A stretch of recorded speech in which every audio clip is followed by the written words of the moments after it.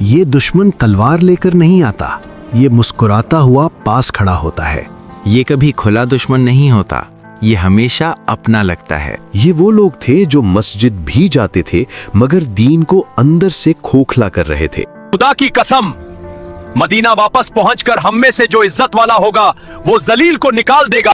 یہ کوئی عام بات نہیں تھی، یہ اعلان تھا ایک ایسے شخص کا جو اسلام کا لبادہ اوڑے ہوئے تھا مگر مسلمانوں کی جڑیں کاٹ رہا تھا۔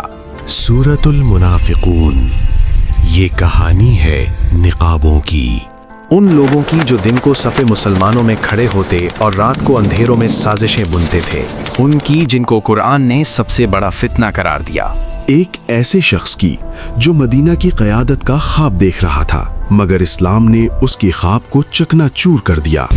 اگر ہم نے محمد کے نوکروں کو سپورٹ کرنا چھوڑ دیا تو یہ بھوکا ہی مر جائیں گے۔ آئیے دیکھتے ہیں اس صورت نے کس طرح ان کے ہر مشن اور ہر پلان کو بے نقاب کر دیا۔ یہ واقعہ ہے شعبان 5 یا 6 ہجری کا۔ سیاہ ستہ اور سیرت کی متعدد کتابوں میں ہے۔ رسول اللہ صلی اللہ علیہ وسلم کو خبر ملی کہ بنو مستلق کا سردار حارث بن زرار اپنے قبیلے اور دوسرے عرب قبائل کو ساتھ ملا کر مدینہ پر حملے کی تیاری کر رہا ہے۔ نبی کریم صلی اللہ علیہ وسلم نے انتظار نہیں کیا۔ آپ صلی اللہ علیہ وسلم نے فرمایا ہم خود پیش قدمی کریں گے۔ چنانچہ لشکر اسلام روانہ ہو گیا، لیکن اس سفر میں ایک اور جماعت بھی شامل تھی۔ یہ وہ لوگ تھے جو اس سے پہلے کسی غزوہ میں شریک نہیں ہوئے تھے، یعنی منافقین، نہ ایمان کی خاطر نہ قربانی کے لیے بلکہ اپنے مذموم مقاصد ہمیں کے ساتھ۔ آج موقع مل گیا ہے، ہم سب کچھ چوپٹ کر دیں گے۔ جب رسول اللہ صلی اللہ علیہ وسلم بنو المستلق کے علاقے میں پہنچے تو مریسی نامی چشمے پر پڑاؤ ڈالا۔ ادھر حارث بن زرار اپنا لشکر لے کر پہنچا مگر بنو المستلق کے کئی افراد مارے گئے اور فتح رسول اللہ صلی اللہ علیہ وسلم کے حصے میں آئی۔ صحیح بخاری کی روایت کے مطابق مسلمانوں کے ہاتھ ان کے مویشی اور بکریاں بھی آئی، عورتیں اور بچے بھی قیدی بنے، اور یہیں سے اس واقعے کا ایک اور تاریخی باب کھلتا ہے۔ علامہ ابن القیم اپنی کتاب زاد المعاد میں لکھتے ہیں ان قیدیوں میں حضرت جویریہ رضی اللہ تعالی عنہا بھی تھی جو بنو المستلق کے سردار حارث بن زرار کی بیٹی تھی۔ بعد میں وہ اسلام لے آئی اور رسول اللہ صلی اللہ علیہ وسلم نے ان سے نکاح کیا۔ بنو المستلق کو شکست دینے کے بعد لشکر اسلام اسی علاقے میں ٹھہرا ہوا تھا۔ فتح کا وقت تھا، سکون کا وقت تھا، مگر منافقین کے لیے یہ سکون خطرہ تھا۔ وہ فتنہ پھیلانے کے موقع ڈھونڈ رہے تھے اور پھر ایک معمولی سا مسئلہ ان کے ہاتھ آ گیا، پانی کے معاملے پر دو مسلمانوں کے درمیان تلخ کلامی ہو گئی۔ سیرت ابن ہشام کی روایت کے مطابق ایک طرف تھے جہجہ بن مسعود غفاری جو مہاجر تھے، اور دوسری طرف تھے سنان بن وبر الجہنی جن کا تعلق غالباً قبیلہ خزرج سے تھا۔ بات زبان سے بڑی، غصہ ہاتھ تک پہنچا اور پھر نوبت ہاتھ پائی تک جا پہنچی، اور یہی وہ لمحہ تھا جس کا منافقین کو انتظار تھا۔ آج موقع ملا ہے، دیکھو میں کیا کرتا ہوں، اب پتہ چلے گا محمد کو۔ اس موقع پر سنان نے انصار کو مدد کے لیے پکارا اور ادھر جہجہا کی آواز بلند ہوئی، اے انصار، میری مدد کو آ جاؤ۔ اے مہاجرو، دیکھو انہوں نے میرے ساتھ کیا کیا ہے۔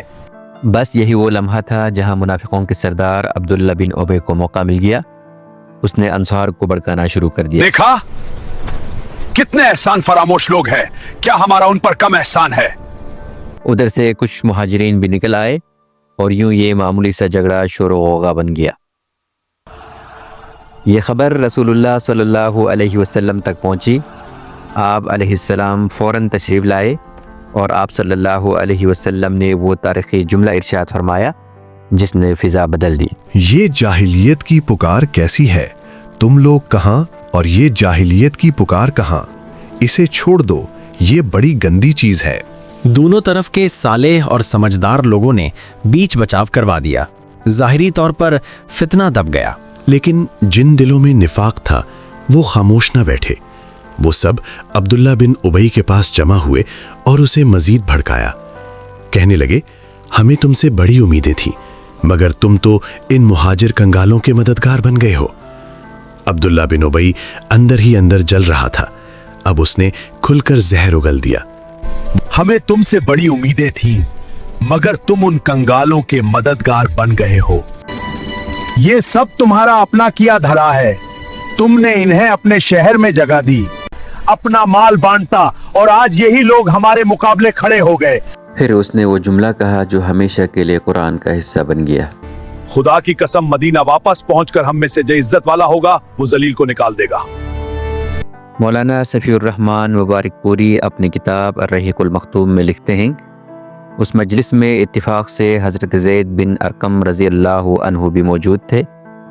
वो उस वक्त कम उम्र थे, लेकिन दिल ईमान से भरा हुआ था। उन्होंने ये सब कुछ सुना और जाकर अपने चाचा को बता दिया। चाचा ने रसूलुल्लाह सल्लल्लाहु अलैहि वसल्लम की खिदमत में पूरा वाक़या बयान कर दिया। नबी करीम सल्लल्लाहु अलैहि वसल्लम ने हज़रत ज़ैद को बुलाया और पूछा, तो उन्होंने जो कुछ सुना था मिनोवन बयान कर दिया।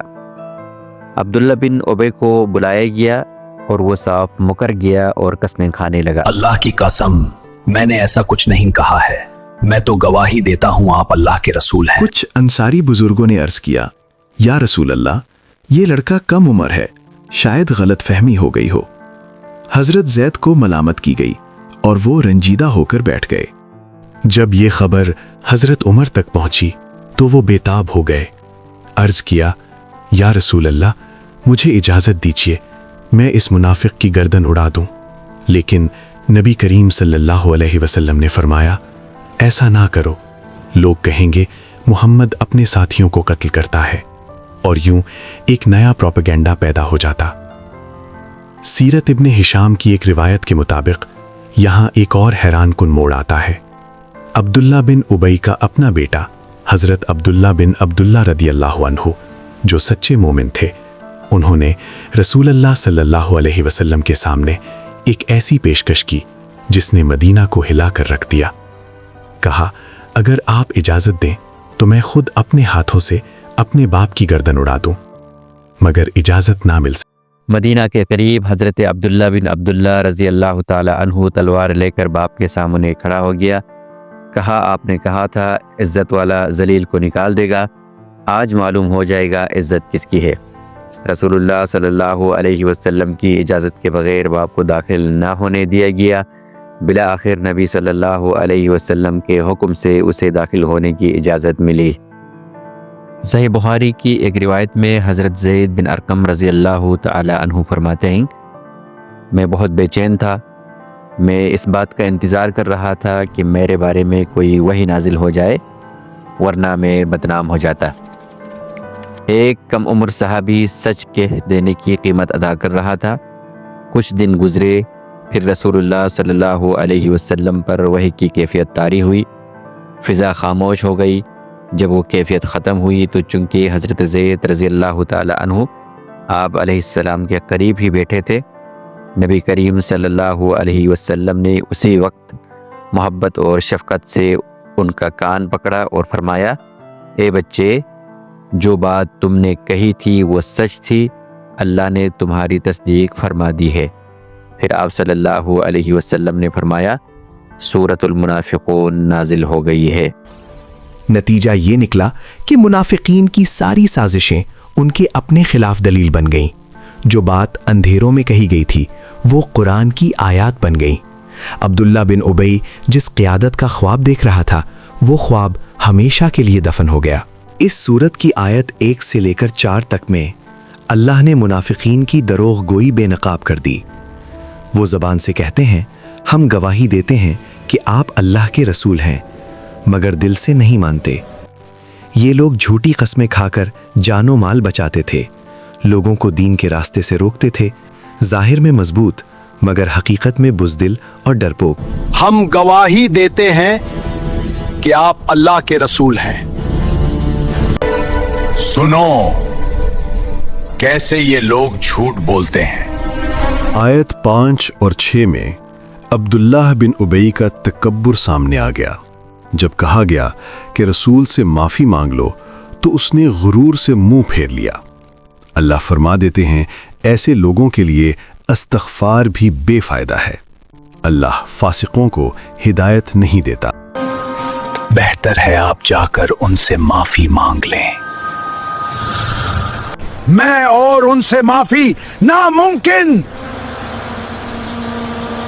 آیت 7 اور 8 میں بیان ہوا کہ کیسے منافقین نے مہاجرین کے خلاف نفرت پھیلائی، کہا کہ ان پر خرچ نہ کرو، یہ مدینہ چھوڑ دیں گے، اور وہ گھمنڈی جملہ مدینہ پہنچ کر عزت والا ذلیل کو نکال دے گا، حالانکہ عزت صرف اللہ، رسول اور مومنوں کے لیے ہے۔ آئندہ ان پر خرچ نہ کرو، یہ خود مدینہ چھوڑ دیں گے۔ آخر میں مومنوں کو نصیحت کی کہ مال اور اولاد تمہیں اللہ کی یاد سے غافل نہ کریں، موت سے پہلے صدقہ اور نیکی کر لو، کیونکہ جب وقت آ جاتا ہے تو مہلت نہیں ملتی۔